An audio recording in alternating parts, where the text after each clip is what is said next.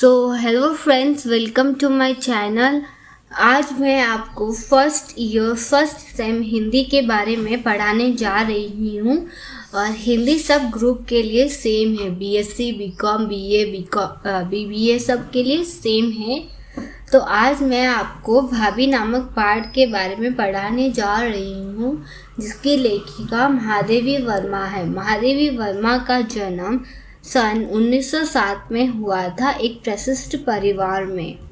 महादेवी वर्मा को सूरदास, तुलसीदास, मीराबाई और आदि का परिचय अपनी माता से मिला था। उन्होंने इलाहाबाद में संस्कृत में एमए भी किया था।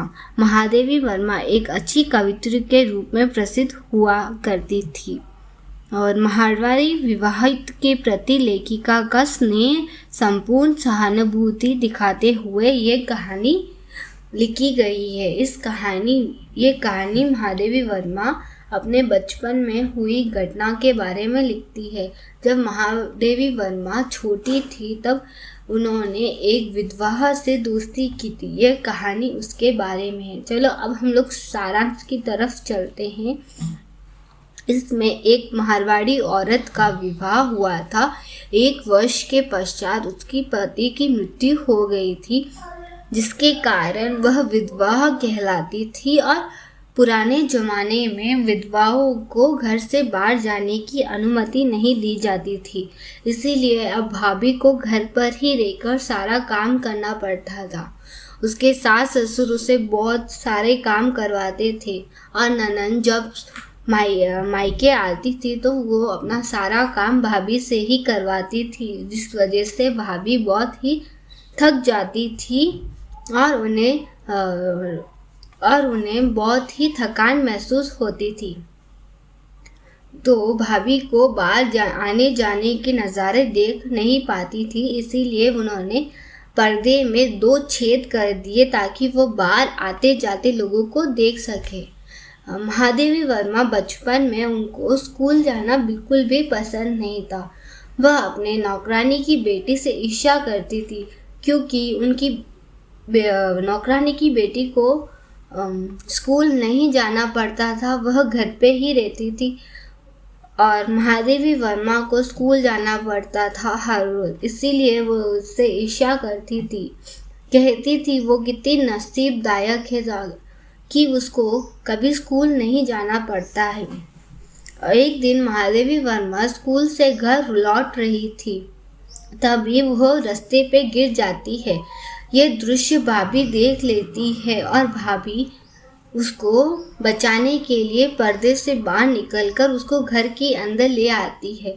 तभी भाभी और महादेवी वर्मा का एक अच्छी दोस्ती हो जाती है, जिस वजह से महादेवी वर्मा हर रोज़ भाभी के पास आती, खेलती कूदती, बहुत बातें करती और फिर अपने घर चले जाती।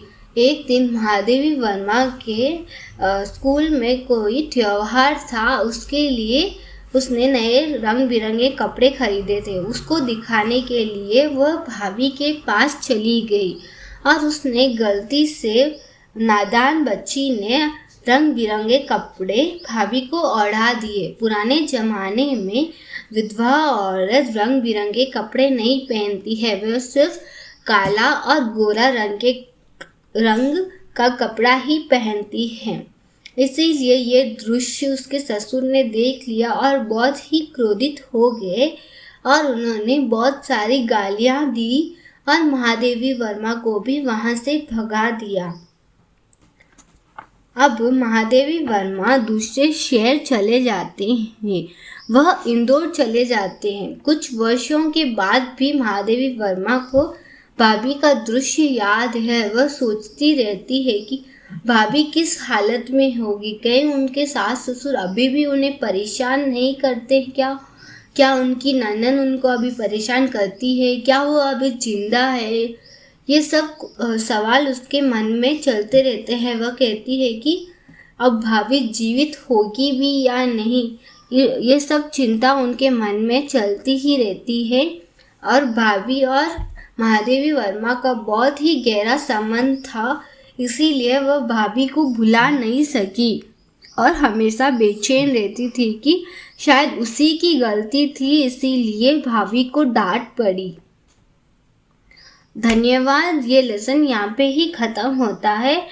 आशा करती हूँ आपको ये लेसन समझ आया है।